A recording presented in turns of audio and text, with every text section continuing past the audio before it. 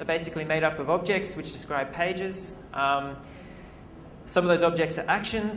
Some of those actions are JavaScript actions. And I'm going to be mainly talking about JavaScript actions today. There's a whole other swag of things in other PDF actions. There's actually, I think it's a talk tomorrow, which should be very interesting about possibly some of the other actions. But I'm specifically just going to be looking at JavaScript. So how do you even insert a script into PDF? Basically, you attach it to an event. So something like a document open, page close, something like that, and you do your JavaScript in response to that event. Most, if not all of the examples, I think probably even all of the examples are created by a framework called Origami by Guillaume Delugre, apologies for pronunciation, and Fred Raynal. Fred's talking tomorrow. Congrats, guys, that your framework is awesome and saved me a lot of time. So highly recommend anyone who's interested in this sort of thing checking it out. And also, I've just been attaching the scripts to the document open event because I want them to run straight away, basically. Bit of background about the different types of events you have in JavaScript. I'm not going to go into all of them, but for our purposes, basically, we're looking at document events and page level events. So i.e. opening a document or opening a page. The reason why this is important is it comes back to basically the permissions that the JavaScript has when it runs within Acrobat depend on where the context of the event. So we're looking at document level events and page level events. Now, why are we doing this is because they're the ones we have access to as someone sending a malicious PDF. Folder level scripts, they're ones that you've got installed on your machine itself. And if you've got access to the machine to copy JavaScripts to their computer, you can do a hell of a lot worse things than what I'm talking about today. So it's not as applicable.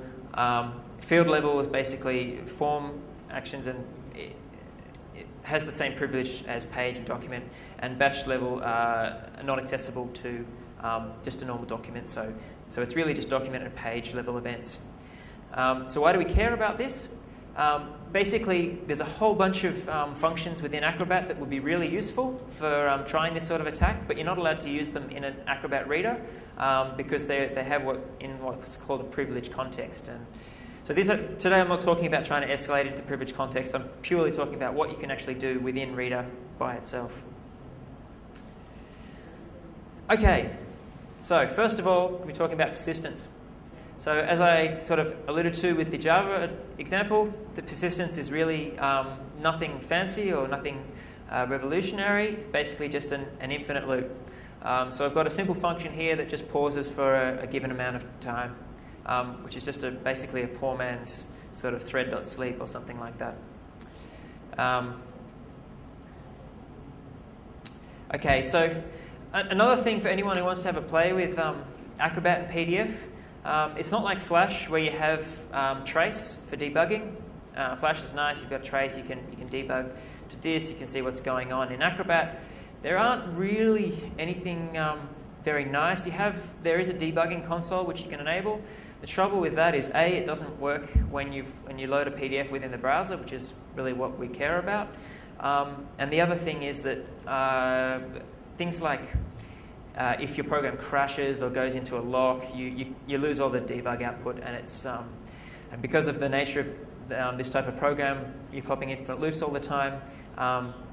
You're losing your debug output. So text-to-speech actually provides a really nice sort of helpful debug output, and it's kind of cool too. You know, it's a bit like hacking in the movies. You can make your PDFs talk.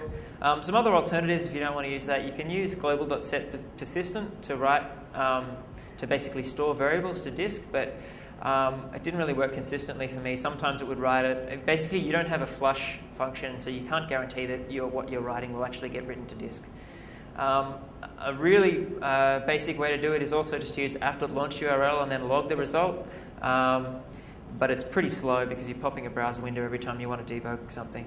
And if you're using a browser anyway, you interfere with that. So anyway, does anyone recognize that? Wouldn't expect too many people. Anyway, so this is a puppet from my childhood. I think it's actually an American TV show, but there's this song that we used to sing on the school bus that, as the name implies, the song that never ends. So that's what I've got as my example today, to show a song that never ends. Now, if I can actually see. Should have worn my glasses. This is the song that never ends. Okay, yes, it goes on so here we and have on, my friend. a simple PDF that plays some songs. Not knowing what it was, and they'll continue singing And it when we close the browser, oh, well, that's not so good. So, well, that's not really a song that never ends, obviously. That's just a song that ends, so not really what we want. But if I link that pause function, and I get that to do the singing for me, you'll see. This is the song that never ends. Song that never ends. Yes, it goes on and on, my friend. And some people started singing we've got a browser that never closes. What it was, so and they'll continue singing it for okay, well now we've got persistence. That's our first part.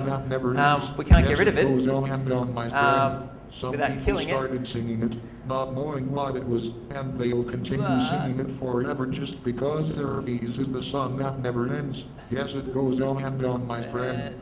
Some people started singing it, not knowing what it was, and... Hey, okay, it died anyway. Good.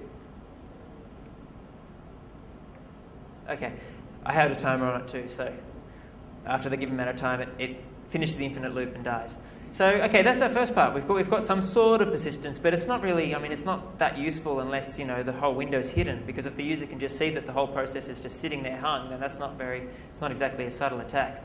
So I started playing around, and turns out that if you're really quick with the mouse, which I'm not going to be with that screen down here and with my touchpad, but if you're really quick, you can get up there and close that window before the JavaScript really kicks in or something. I'm not exactly sure what, but basically you end up with the loop running and the window not being visible.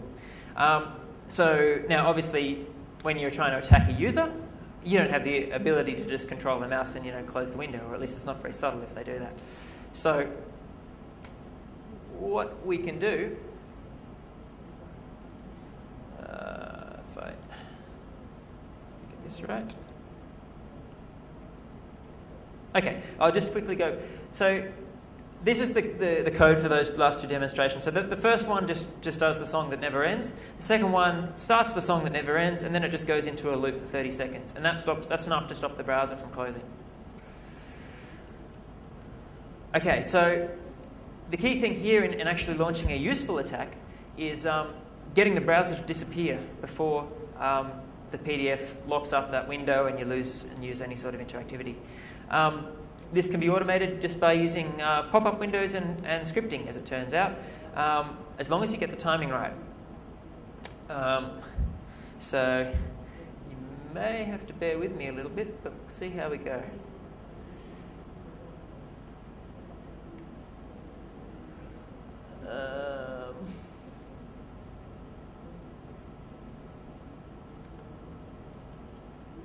Okay, so I've got some website. Click a link.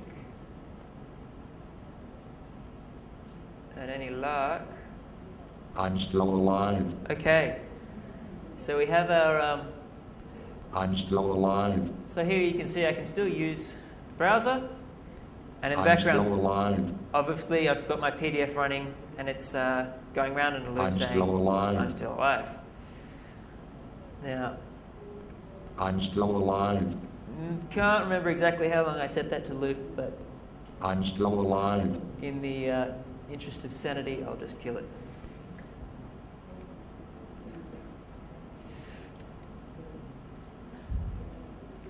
Okay. So, great. Now we have our PDF. It's hidden. It's running in the background. It's chewing up 50% processor, but, well, it's not our processor, right? There are a lot of side effects, though, that you have to be careful with.